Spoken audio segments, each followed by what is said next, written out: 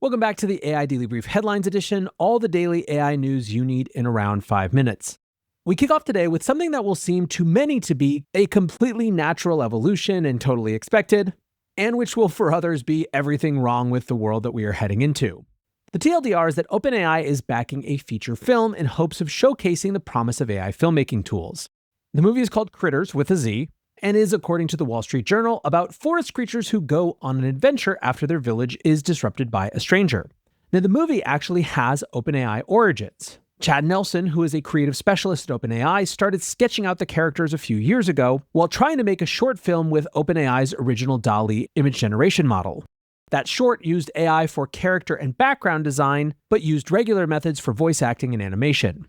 Now the goal is a feature-length film, and with the help of a pair of animation studios, Nelson hopes to debut the film at next year's Cannes Film Festival. The goal is to complete the movie in 9 months, which is significantly shorter than the more typical around 3-year production time for similar types of animated films.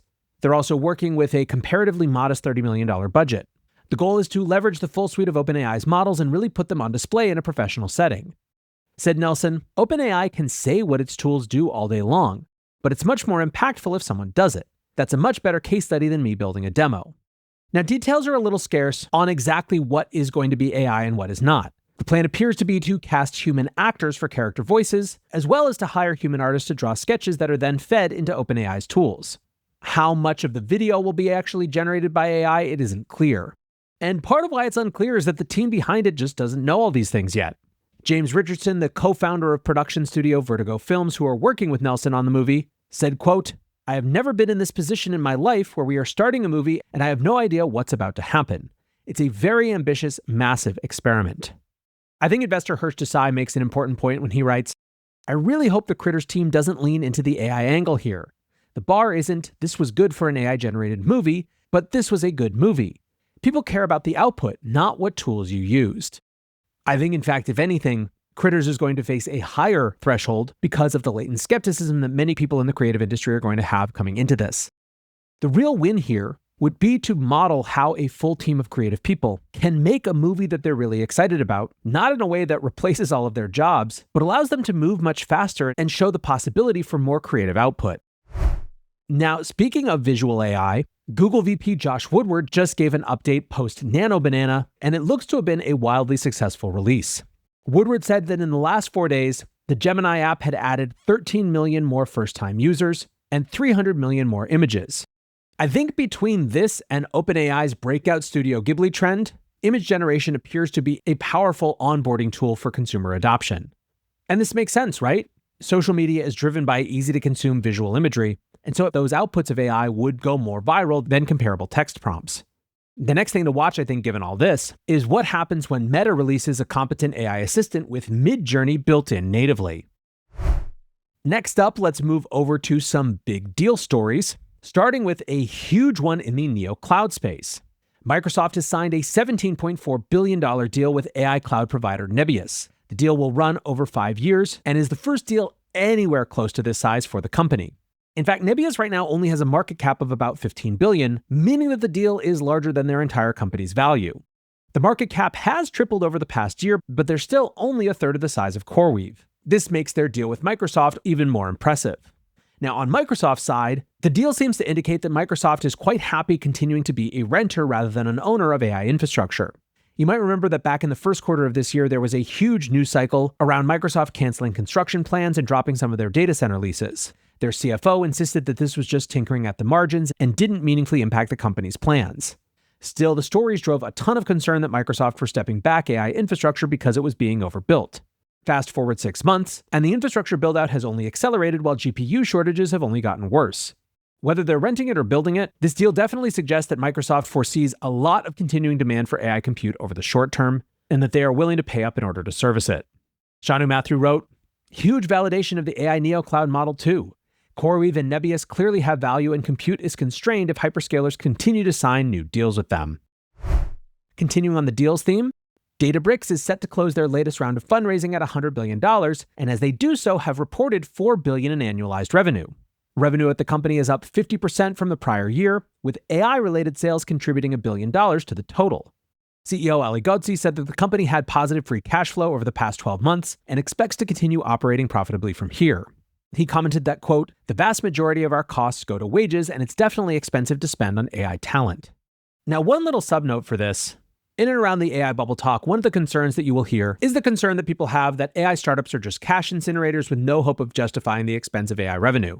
Some people picked up this story, for example, from The Information, which claimed that AI startups were generating around $15 billion in revenue. They noted the huge gap between that and the trillions of dollars in infrastructure spending forecast in the coming years.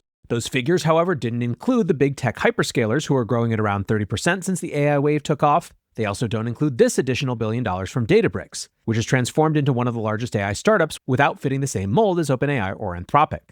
The point here is that there is lots and lots of AI revenue that isn't being captured in the alarmist headlines and that is growing incredibly quickly.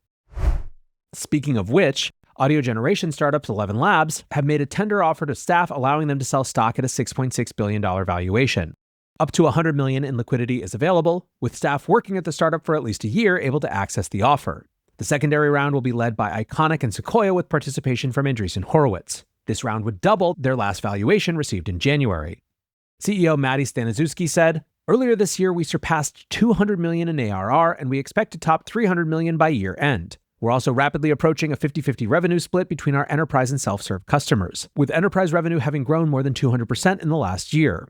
Now, he then goes on to laud all the employees that they are giving liquidity to. But the thing I wanted to hone in on here, just given the themes of what we were just talking about a moment ago with Databricks, is once again the fact that revenue is growing extremely quickly across so many different AI startups. Maddie said the company will be at $300 million by the end of the year, meaning about $150 million of that will be enterprise, which is serious numbers for a startup that's just a few years old. Now, shifting gears one more time to the policy side, Anthropic is endorsing a new AI safety bill out of California. If you were listening last summer, you probably heard me talk a lot about SB 1047. It was California's first big attempt to regulate the AI industry, and there was a ton of antagonism towards the bill. SB 1047 was ultimately passed by the California legislature, but vetoed by Governor Gavin Newsom. Part of the logic was that a patchwork of state laws would be untenable, so it was better to wait for federal legislation. However, almost a year since the veto, we've seen no indication that Washington will move forward with legislation, changing the calculus for some about state-level governance. According to Anthropic, the new bill, SB 53, aims to cover much of the same ground as SB 1047. However, they claim it does so through, quote, disclosure requirements rather than the prescriptive technical mandates that plagued last year's efforts. The stated focus of the bill is on preventing AI models from contributing to catastrophic risks, which it defines as the death of at least 50 people or $1 billion in damage. The bill is expected to go to a vote sometime this month, and while the AI lobby and companies are fighting it, the opposition does seem a bit more muted than the fight around SB 1047. Could this then be a compromise that everyone can live with? Well, interestingly, former Trump AI advisor and chief opponent of SB 1047, Dean Ball, said, in SB 53, the drafters have shown respect for technical reality, mostly reasonable intellectual humility appropriate to an emerging technology, and a measure of legislative restraint. Whether you agree with the substance or not, I believe all of this is worthy of applause. Now, then again, people are just starting to take notice of this, so maybe the noise around it starts to get louder.